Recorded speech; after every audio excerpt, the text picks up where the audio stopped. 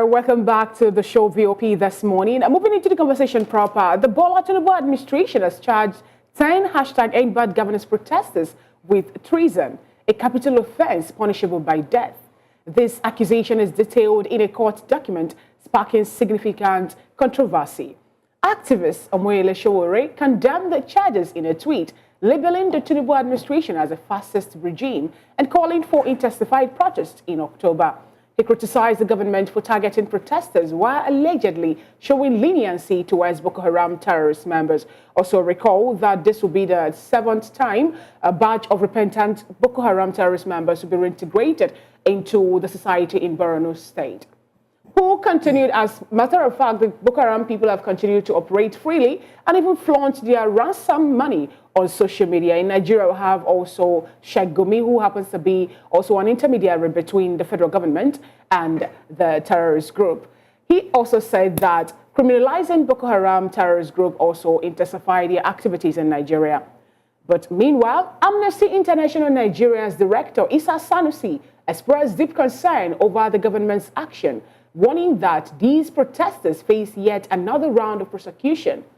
A British national, Drew Povey, accused of inciting insurrection, urged the Nigerian government not to treat protesters as treason, denying the allegation of orchestrating a nation and a network to destabilize the administration. We have with us in the studio to help x-ray and also help make sense of this conversation this morning. We have Prince Francis Chilaka, a political and public affairs analyst. Good morning, Prince. Good morning. Good morning. And then also we have Dr. Deji Omoshala, Doctor of Political Science, here with us in the studio too. He will also help to, help make sense of this conversation. Good morning, Doctor. Good morning. Thanks for having me. Fine. We'll have to look at the fact that now we have 10 #EndBad Governance protesters. They've already been arraigned in court, and federal government is slamming them with a treasonable offense, saying, and you know that with this now, is a life sentence or, be in the prison for a whole long time. What do you really make of this? Well, I am deeply concerned. When I got the breaking news, what came to my mind is, why would government be seeking to kill or to detain perpetually at any point in time when you have not committed significant offense against the country? Now, in this case, if the EndBad Governance protesters had given government 3 weeks or a month notice that, oh, we are going to protest and we have a plethora of security agencies, if you come out now and you are making some allegations against some people, that means that you, the leader of the country and the security agencies, first you are indicting yourself, because you are supposed to have moved in swiftly to at least make sure that the protesters are protected. But for you to want to change protest into treason, and the reason why I'm concerned is that if you say people should not protest, and there is a kind of like a real feeling of discontentment, a real feeling of displeasure. Imagine if you wake up in the morning and you see your kids hungry and you're unable to pay your child's school fees, and your child is coming to you that, oh, daddy, they said we should bring this, and you can't provide it for your child. Your wife is saying, oh, I need money. Your landlord is calling you for rent. You can't even buy data. Just imagine. So that organic discontentment is there. If you suppress people, not only suppressing them, you are now seeking to kill or to detain perpetually, because if you charge somebody for treason, the least that the person can get is life imprisonment. Yeah. So if you now charge somebody for such an offense, what happened to perhaps disruption of public peace? But don't you think now, Doctor, that the fact that some people were seen with a foreign flag in Nigeria, beckoning on another country to say, come, we need you, we need this country to come help Nigeria, don't you actually think that that is a way or a plan to overturn the government? Well, the thing is, it is more of maybe not than maybe. But we saw them waving flags. Yeah, the thing is, why don't you try and apprehend the people? See, I don't think it is right for government to look for 4 guys. The people that are being arraigned now, to me, they are four guys. Just to send a message towards August 1 that, oh, October 1st. yes, October 1st, thank you. Yes. To create a panic in the minds of Nigerians. So these people are just four guys, unfortunately, but we can't rule out the fact that there is an organic discontentment. For instance, I've not bought fuel for like 3 weeks. Okay. If not for, sorry, my brother, right, if not for BOP's generosity that brought me here, how would I have gotten here? Would I have threat? So am I not? So if you are seeking for my vote and you say, oh, Efo Kombale, Amadewale, which means calm down, we will bring down the price of fuel. Right. And you get there, and the price of fuel has skyrocketed, and there's still no fuel for me to buy. Don't I have right to protest? Now, I would So like... if I now protest, and you are now telling me that Yes. it is treason, what kind of? Well, Prince, the matter before us is quite very, very interesting for a lot of Nigerians because as it stands, the government is taking this to another level. Now, what implication do you believe this charging Nigerians, protesters, for treason? What implication do you think this would have on our democracy? I'm happy you said Nigerians because if we look at the history of protests in Nigeria, we know that June 12th was a Nigerian protest. Yes. The next one was Occupy Nigeria, which this current president was a party to. It's also a Nigerian protest. Yeah. Now we're coming to end bad governance, which is also a Nigerian protest. Why do people protest in the first place? People protest because they feel that the social contract between them and those who are ruling them is not being kept. Now, the question this government should be asking itself is, the reasons why people went on protest, has it been resolved? Have they looked into it? And why is the government so much in a hurry to persecute and indict people? APC government from 2015 to date is a government that came into power on protest, whether we like it or not. So if you, as one person, you've done something that benefited from it, why don't you want other people to benefit from it?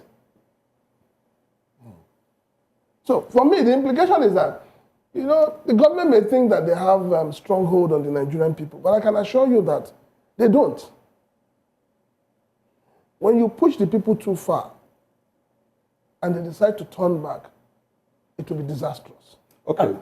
Dr. Deji, let me come to you. There's a report out there, I don't know if you are aware, that the Britain that is at large now, with a group of people, broke into a military base somewhere in the north, in Kaduna, and called out soldiers to come and overthrow this government. Isn't that kind of forceful regime change? And is it not sufficient enough to want to try somebody for treasonable felony? Well, thank you for that question. To the best of my knowledge, what I am aware of is when people see soldiers on the streets, not that they broke into the barracks, because if you broke into a barracks, there's instant death consequences for it. And if you are killed, nothing will happen. So I'm not aware that they broke into a barrack. I'm just saying this for the first time. But I heard that in some part of the north, when when soldiers are walking on the street, they tell them that, oh, we want you. You are the one that we want in government. Now, if you say that you want a particular people in government, if I happen to be the president, what I will look at is how substantial is your statement for you to actualize your dream. For instance, if you are a monarch, maybe like Oni of Ife, Obi of Onitsha, Emir of Sokoto, I would hold it with tight fist because I know that you are an influential figure and your statement carry weight. But if you are one ragtag, one scallywag, if you say, oh, I want so person in government. The thing is, what influence do you have? You see, government is a powerful entity. After God, as they say, it is the government. So when you see a government acting what I can call childishly, it gives you source for worry. It gives you source for concern. You know, in this case, we have not yet agreed that there is even hunger and hardship in the Dr. land. Deji, if the people that you have described as ragtag, if they were actually ragtag, the government will not go after them. The people that were arrested with flags, those are ragtags. Those are people that they don't even know the kind of flag that they are carrying. Those are people that if you tell them, what is a noun? They can't say it. If you tell them, spare bicycle, they can't say it. If you look at their net worth, their influence, they can't say, you see, there are principles for any occupation. It comes with the job when you occupy public office.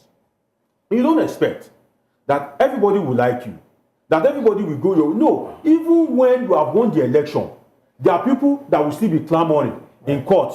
Even when you have won in court, there are people that will still be clamoring, that will still be criticizing you, which they tag the opposition. So if you are operating in a democratic system, if the fingers in your hands, to start with yourself, if your fingers are not equal, don't expect that no matter what you do, whether wrong or right as a government, that everybody would agree with you. And government should be able to kind of like choose its battle wisely. Nigerian government has a lot of battle to fight. Poverty is a battle for the government. Talking about insecurity is a battle for the government. So why leave those ones and be pursuing ragtags and scallywags? I'm talking about democracy now. In Nigeria, we also know that Nigerians, or a democratic practice now, have freedom of protest, so far as it's a peaceful one. Now, is this government not aware of the fact that, you know, restraining people that want to protest about hashtag or the bad governance that we're having, a hunger in the land, and so many other things that they ruled out? Don't they know that that is more like infringing on fundamental human rights of the Nigerian citizens? And also, well, I want to ask you this again, Dr. Deji. When you check or juxtapose this to, people are protesting for hunger in land, and then we have Boko Haram terrorists. I think just during the weekend, the mine-resistant armored personnel carrier was seized by a terrorist group in Nigeria. We have videos of that circulating on the social media, which was taken by the bandits themselves. Nigerian government have not been able to trace them. But we have those people who actually talked about or chimed in a little about hashtag end bad governance, and they've been tracked down swiftly. DSS have already picked some people. They are now where they kept them. Is it that this government is kind of taking sides with the fight against insecurity, which happens to be one of the things that we know is causing hunger in the land? Or is it they don't have the political will at all to channel their energy in curbing the issue of insecurity? Well, the thing is, first, it is very sad, and it gives me great concern that successive government in Nigeria makes you look kind of stupid when you are a responsible citizen. When you are a legitimate, hardworking individual in Nigeria, if you look at your life over the years, you just appear stupid. Because if you are feeling hungry, you have promised something, you have reneged on the promise, and people are saying, fulfill your promise. You go after them swiftly. Then, if you now think that, oh, if I'm a bandit, government will not come after me. Tell me what to stop you from being a bandit. You think that, oh, if I'm a Boko Haram, element, whereby they are even sewn uniform with taxpayers' money, they are paid with taxpayers' money, and if I can use the word of Abati, they are being served pepper soup and jollof rice. So you are a responsible citizen, it gives you a source of concern. Then Nigerian government needs to change its orientation. We have this orientation of this regime protection, and it gives me great source of concern, because if something is to happen that is in the negative, Nigerian government, even if you call them, if you call the police here now that, oh, God forbid there's armed robbery, maybe they will arrive after 2 hours. But if anything that concerns regime protection, the Nigerian government is the most, swift to react in the world. And it is because the orientation of the security agencies over time, that is what they have used to, but they failed to change their orientation to move along with the tide. That as much as you want to protect a regime, a country must exist. The citizen must be willing to cooperate with you. There must be a peaceful and cordial environment for you to exist as a president. But the country to exist itself. This turns to be a quite interesting one. The country must exist. Prince, I'm going to come to you. He just did mention a few seconds ago that in the face of the government, the country must exist. Whether at this point, whatever would stop the regime from going forward to existing, they would have to stop it. Now, the federal government are did charge these people with attack on police officers, police stations, and of course, various buildings across Abuja, Kaduna, Kano, and Gombe State. Now, one of the most interesting parts that I got from that charge is the fact that they are accusing them for conspiring to destabilize Nigeria. Just oppose it with what the bandits, Boko Haram, and headsmen terrorist are group. doing. Let's say terrorist group in quotes. Let us look at what happened during In reality, is security really a primary assignment of this government? Because that's what the Constitution says. No, let's look at what happened during the NSAS. You will agree with me that your former president, Buhari, said that what he was told was that the NSAS was meant to overthrow his government. And so for him, he would do everything to protect it. And then I keep asking myself, when you want to protect your government, what happens to the people? About women riot, what led to it? Abeokuta women riot, what led to it? So protest has always been a way of life of a democratic system. It is the only way by which you can express your dissatisfaction with whatever the government is doing. Unfortunately, Nigeria has become a country where there is no inclusive governance. The people of Nigeria are only useful to the political class during their campaigns and the elections. After that, it becomes a slave and master relationship. And that is what is playing out. And to a lot of us who are observers, we're really, really shocked at this president. Because, it's easier to say, oh, he fought for democracy. And I keep asking myself, what democracy did he really fight for?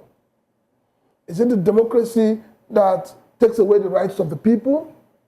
Or is it the democracy that returns power to the people? Okay.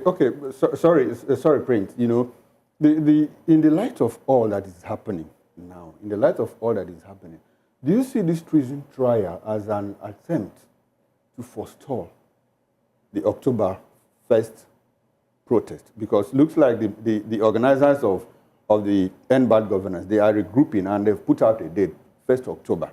Do you think that this treason trial, is an effort, an attempt to stop it? And with a political crystal ball, how do you think Nigerians will react? Is it that Nigerians will be scared to the point that they don't come out again to protest on October 1? Is there a way you can look into the future the truth relying on the experience? Yes, the truth is that no matter how government comes after the people will always find a way to air their grievances. Now, what I am looking at and what I don't want is a situation where, rather than having a protest, we'll have a riot in our hands. Because if you stop people from protesting, you are opening another door for them to what? To riot. You think this is going to lead to that? It is going to lead to that. Because as of now, we're talking about what is the whole essence of this protest that you are actually accusing people for terrorism and all of that, for trying to overthrow your government. People are hungry. You have not addressed the issue of the hunger in the land. You have not addressed the issue of the poverty in the land. But you know he opened the At the border time- for at the- 160 please, days for no, importation at of the time free duty when importation Nigerians of are foods. saying we are hungry, your president is buying toys for himself. He's spending money without recourse to the plight of the Nigerian people. So these are issues. The government is not being sincere to the Nigerian people. The government is not upholding the tenets of democracy. So if you say, okay, at the end of the day, because of what you're doing, you're going to stop people from protesting, you're rather going to have monster in your hand.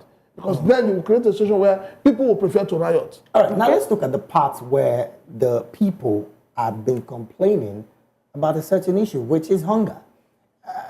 Does it really even have to be in the 21st century like now that a country as big as Nigeria, the landscape, arable land for farming is unbelievably huge, where we're supposed to be making tens of billions of dollars? I bring this to perspective. Netherlands in 2022 were the highest exporters of agricultural produce with over, I think, $20 billion. Now, Nigeria, in fact, let me not even call Nigeria, Kogi State, Benue State, I beg your pardon, is as big when it comes to arable land, as big as Netherlands. The farmers are not going to farm. And of course, in effect, the hunger is the reason why these people are protesting. Now, we're talking about security for farmers at this point. And then we see on video circulating social media bandits with funds that were taken over from kidnapped victims. Now, is this government in any way, I'm asking both of you now on this question, is this government in any way trying so hard, as much as they can, to manage this situation to the point where farmers can go to farm? Doctor, you have to go first before maybe Prince will come after. Well, for me, I would have given government a kind of pass mark if I see the kind of energy that government has devoted into this but the kind of funds and security mobilization, security agency mobilization that has gone into this bad governance protest alone, whereby you call people to the seat of power and begin to dole out money to them to go and be influencing people not to protest. Whereas the interest of man can be summarized into two, as you are. Your interest can be summarized into two in life, which is to survive and to live your dream. You have your dreams, which are different. That's why they say success is a relative term. What it means to you is different from what it means to me. But being successful is part of your dream, regardless of what success is. So if you are to survive as a human being, based on Maslow hierarchy of needs, and live your dream. But now, in Nigeria, we have a situation whereby you can't even live your dream. As you are now, if I'm to have a private discussion with you, I'm sure that maybe you are even far away from living your dream at all. Why? Because of inflation, the economy, and these people that you just mentioned in Benue State, their occupation tallies with their dream. Because why? This is an ancestral occupation, a predominant occupation in Benue State, which is to make that their ancestors have always been farmers. Just as in the Niger Delta, whereby their ancestors have always been farmers and fishermen. Right. Now, this priority of the state is to protect these people. But what do we have under the Buhari government, which is being furthered by this present government? What we have is a protection of ethnic stroke class interest. Whereas Bentham and Mills, the great scholars, have asserted that government exists not for everybody, but to bring about the interest of the greatest number of people. What that implies is that if government is to take action, government is supposed to weigh its options and take the best option that would be in the interest of the larger percentage of the citizenry. Now, you ask yourself that which one will best protect the interest of the citizens and which one should be given priority. Man cannot survive by stick alone. By stick, I mean S-T-E-A-K. but we have vegetarians. And even the animals that are being used to produce the stick, which is the meat, if I'm to use it in synonym, need crops to survive. That means that the herdsmen need farmers, but farmers don't need the herdsmen. So a reasonable government, a government that exists for the people, a government that is following the dictates of Bentham and Mills, would have thought that, okay, in this case, whereby we have vegetarians, whereby you can survive on crops alone, they are to give priority to farmers by providing fertilizers, adequate security, by protecting them, their farmlands, and make it accessible for them, whereby food will be produced. But now, I'm sure that maybe if you collect your salary, a large percentage is used for feeding. Why? Because what we've sown at that point in time is what we are reaping now. So if government had failed to protect farmers whose occupation exists to the greatest interest of the greatest number of the citizens, and you now deploy the state apparatus, the security apparatus of the state into protecting you, yourself, your family, your girlfriend, your boyfriend, and people that matters to you, you now ask yourself, why are you there in the first place? If you wake up as a government and all you think about is how to protect yourself, how to loot our common patrimony, how to satisfy yourself, I rate you as a baby in adult position. All right, so now does it mean that, now to you, Prince, from what Dr. Deji is saying, are you seeing the words of the government now to be based on sentiment over the fact that he made mention of having the interest of a selected few, or instead of having the interest of the general public? Well, this government has not had the interest of the Nigerian people at heart, any which way you want to look at it. There are a lot of policies I'm assaulting that has not helped in achieving whatever renewed hope. I was going to talk to policy, but then finish on the Now, a few days back, we had the Protection Agency or Commission, whatever, saying that they're giving marketers 1 month to reduce. And I ask myself, you're trying to apply price control when you do not have an option for the people. Is it not the height of mediocrity? How can you now tell farmers or tell people who, first and foremost, if you're an importer, we know how much you spend clearing your goods. We know how much you have to pay as transportation. We know how much you have to pay as settlement to area boys who have become non-state actors, but have become, relevant in the system. So if you're asking people to cut down prices, where are they going to cut the price from? Does it not show you that, the government keeps saying one thing and doing another thing? Now, you did mention policy a couple of minutes ago, and the one thing that came to mind is subsidies gone. Now, from that particular move, this is where we are presently in 2024, where prices of food have skyrocketed. There is no fuel for people. In fact, he just did mention for weeks now, he has not filled his car. Now, the NNPCL did declare profits, of course, after tax a couple of weeks ago. And then just some few days ago, we hear that they are still owing marketers in the tune of... Okay.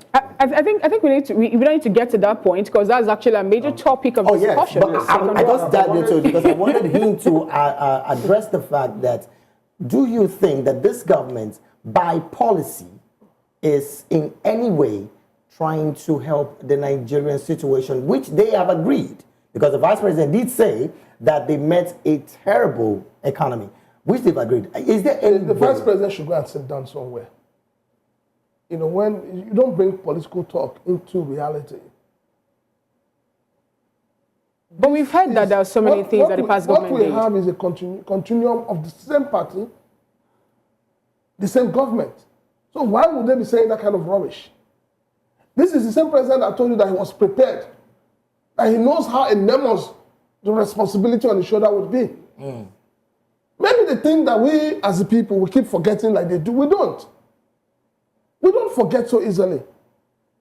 Now, in 2012, isn't it? We had Occupy Nigeria.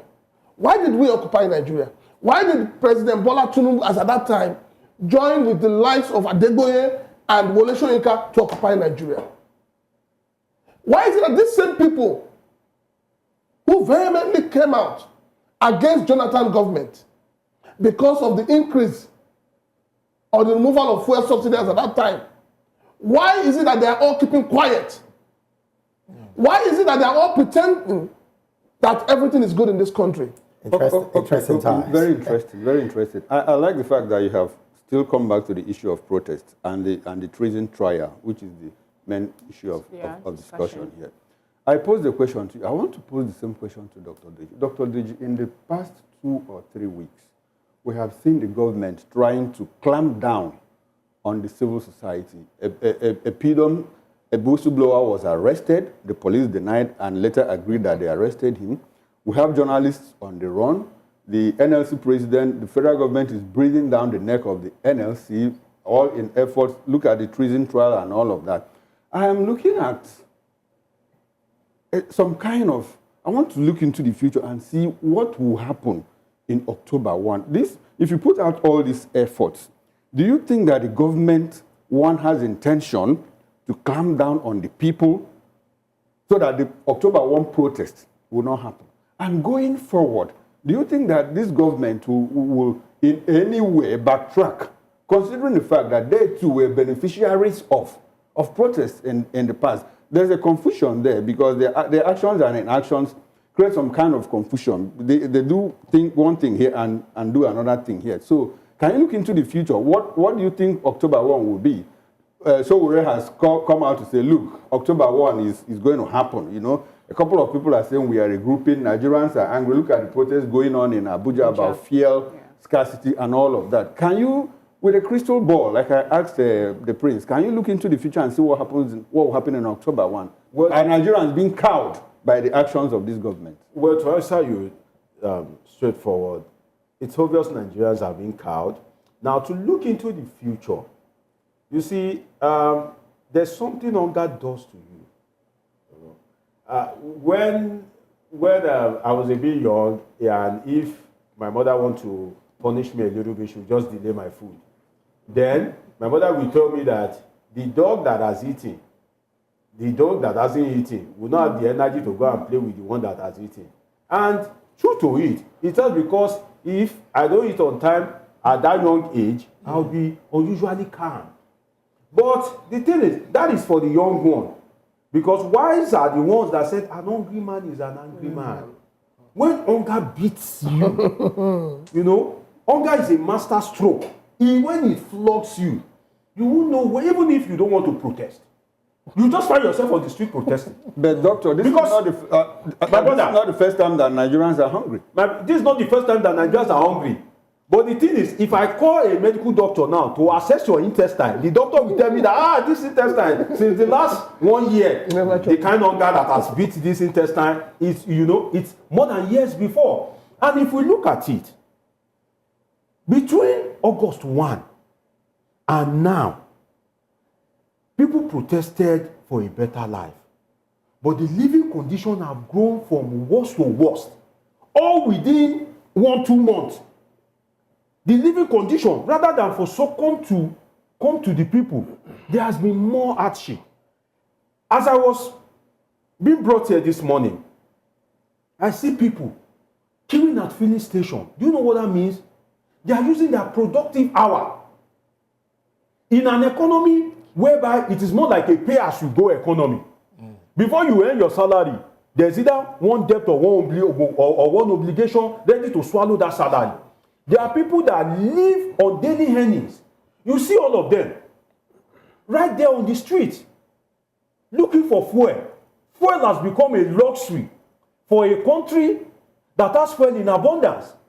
In Ogoni, if you go to Ogoni land, there are some places that if you dig the ground for water, what will come out is fuel. And yet, you have this just to refine it. People are suffering. You see, you cannot beat people and continuously to beat them and expect that they won't cry. It is a natural reaction. So if the hardship continues, if the price of goods and services skyrocket, if this petrol price increases, it is natural for people to protest. And if you try to clamp down people not to protest, unfortunately, what you will have is an unannounced revolution. Because, sorry, 2 seconds. Because imagine in this studio, imagine a situation whereby I'm angry, very angry, you are angry, he is angry, everybody is angry. Just any little thing we bring flame. So in a country whereby everybody is just angry, what you just need is something very little, something as little. Dr. Deji, are you sure everybody is angry? Oh, my brother. When I say everybody is angry, look at the percentage of the population. You would not be angry. How will you rate the August protest? The August protest was a major success. You know why? Any protest that will make the media house to shut down their operation and give them full coverage, is that not successful? Okay, now. Anything that will make government to begin to call traditional rulers, stakeholders, to Aso Rock and be giving them money when you say the government is broke, is that not successful? Okay. When you call the AO Oni of Ife to come and influence the youth not to protest, and I've said it that, what is the relevance of Oni of Ife to my life as an individual?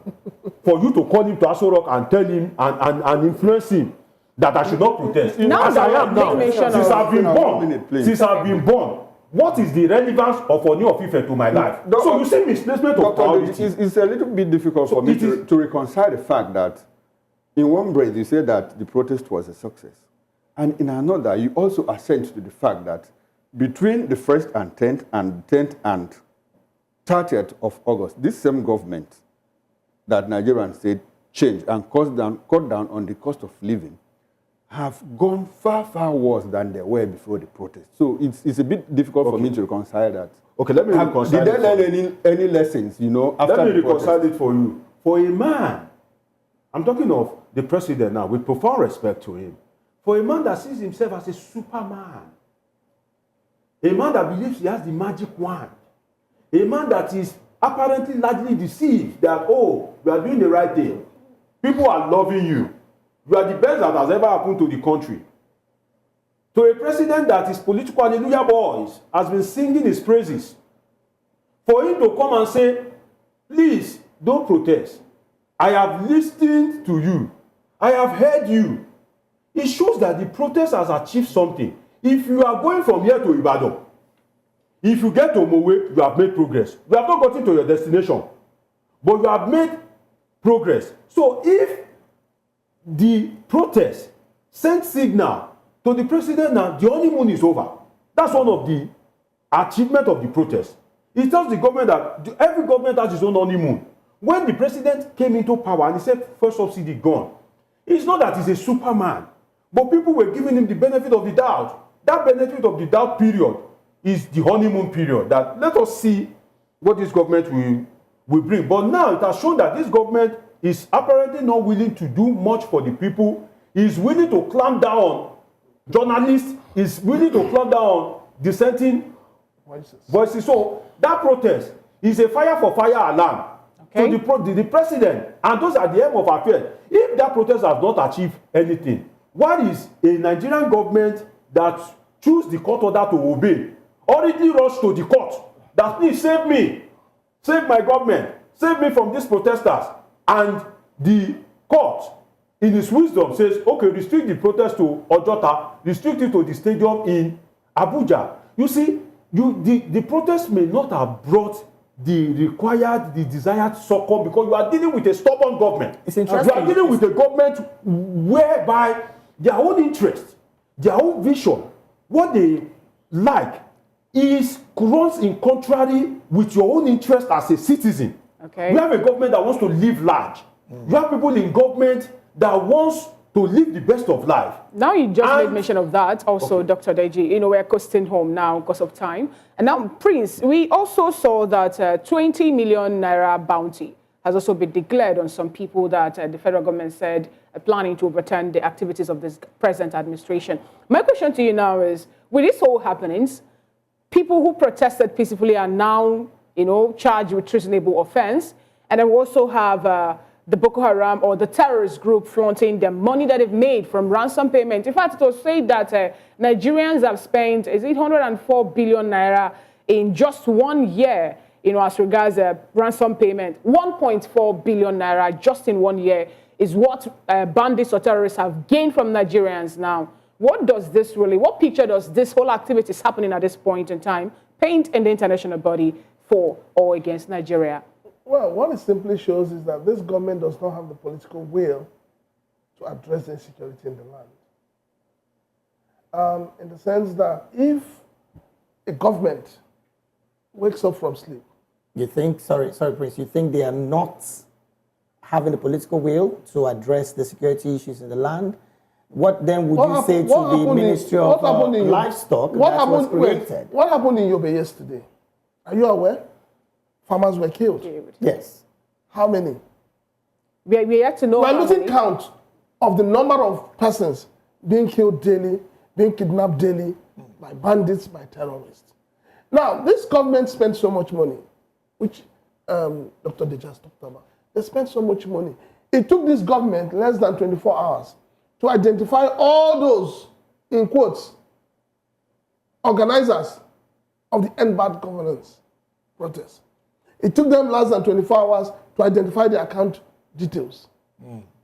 Why is it that government has found it difficult identifying these terrorists and bringing them to book?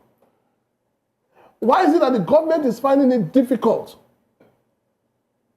to come out when even your Minister of State, Matawale, has been accused by bandits to be supporting them? In the same claim, the minister should have resigned.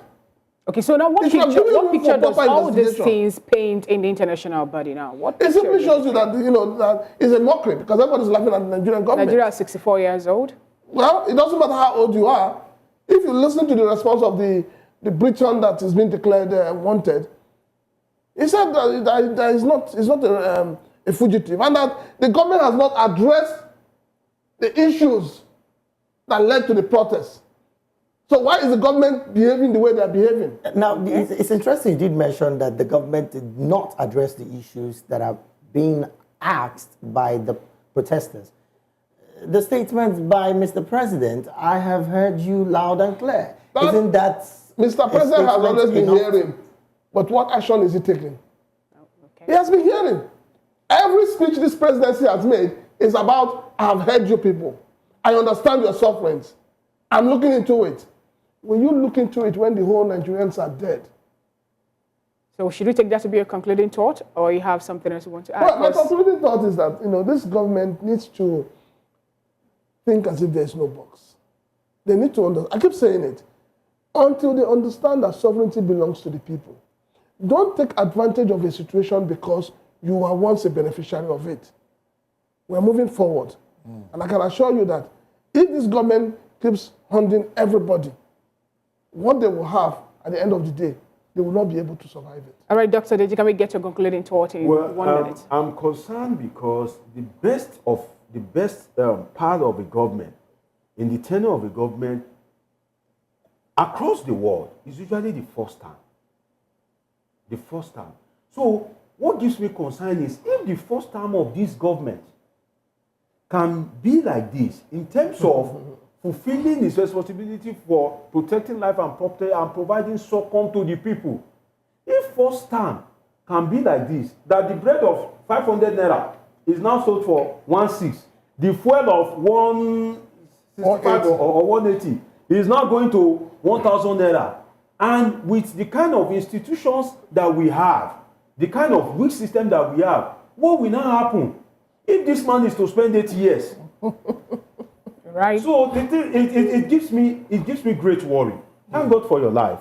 I thank God for my life. But for people that are not as opportune as you and I, it gives me great worry what the future holds in store for them. So I will just urge the government to realize that at least balance the equation. And that is one of the major difference between the Nigerian government and other foreign government. In abroad, it's not that maybe they don't, it's not that there's no corruption or they don't steal or they don't, use power for themselves, but they balance it. They give to the people, they take. But Nigerian government, right, successive ones, it's just to take. They've taken away everything. All right. Your right to vote freely, now your right to protest. Dr. Deji, thanks for that wonderful talk. Thank We you. will not allow them to take away everything from us. Gentlemen, thanks for staying with us, and we'll plead with you to remain with us as we delve into the second topic of discussion. Away from the treason trial, scores of demonstrators hit the streets of Abuja on Monday to demand the immediate dismissal of the group managing director of the NNPCL, Mr. Mele Kyari, over the lingering fear scarcity. This we will discuss when we come back after our short break. Please do stay with us.